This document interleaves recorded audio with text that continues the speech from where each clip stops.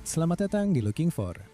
Hari ini kita akan pergi ke Chiang di Tiongkok untuk memberitahu Anda tentang gedung pencakar langit paling ikonik di negara itu, Menara Shanghai. Menara Shanghai telah mendominasi skyline megalopolis besar ini sejak tahun 2015, menawarkan tontonan kemegahan dan keanggunan yang luar biasa dan penuh kemenangan.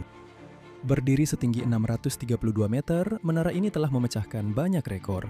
Ini adalah menara tertinggi di kota, menara tertinggi di negara ini, dan telah lama menempati peringkat kedua di dunia di belakang Burj Khalifa. Hingga kemunculan gedung pencakar langit baru di Malaysia, Merdeka PNB 118 dengan ketinggian 679 meter.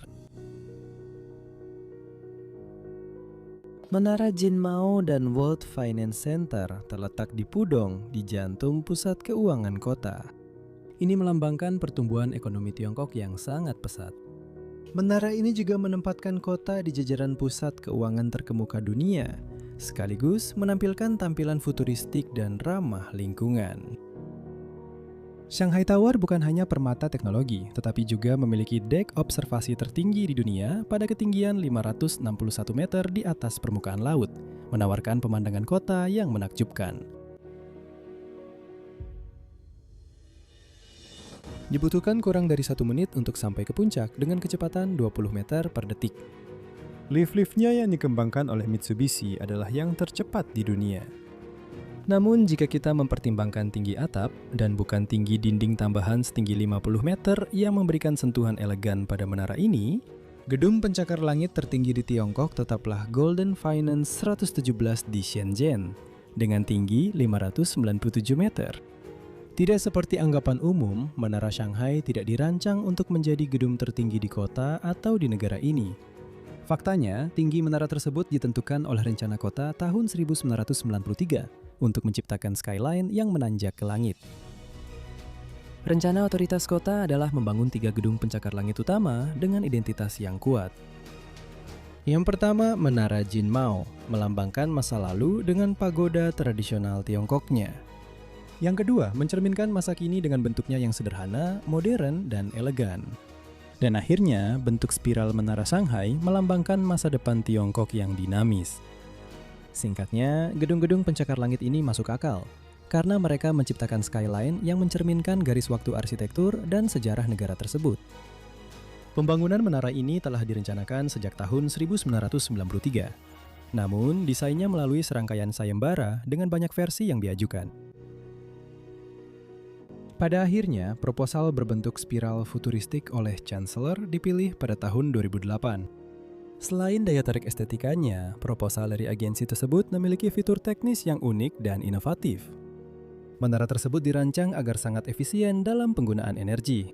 Menara ini memiliki 200 turbin angin di bagian atas yang memanfaatkan angin di ketinggian untuk memasok hingga 10% kebutuhan energinya. Menara Shanghai memiliki fasad kaca berlapis ganda untuk mengurangi biaya pencahayaan, mengalirkan udara secara efisien ke dalam gedung, dan memaksimalkan cahaya alami.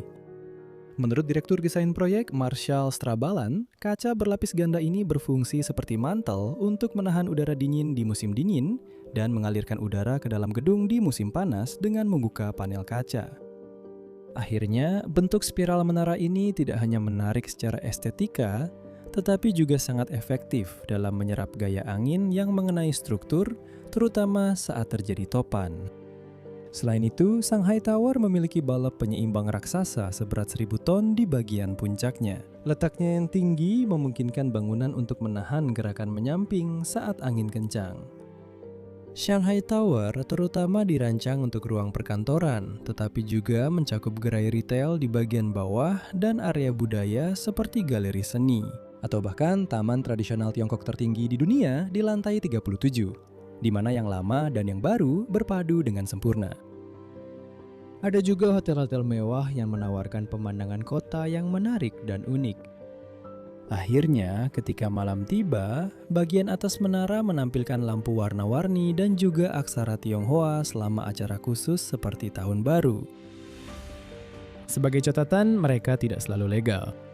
Pada tahun 2014, 2 pendaki muda berhasil masuk ke lokasi konstruksi secara ilegal dan naik ke puncak fasad menara tanpa perlindungan. Bisa dibilang, itu bukan ide yang bagus.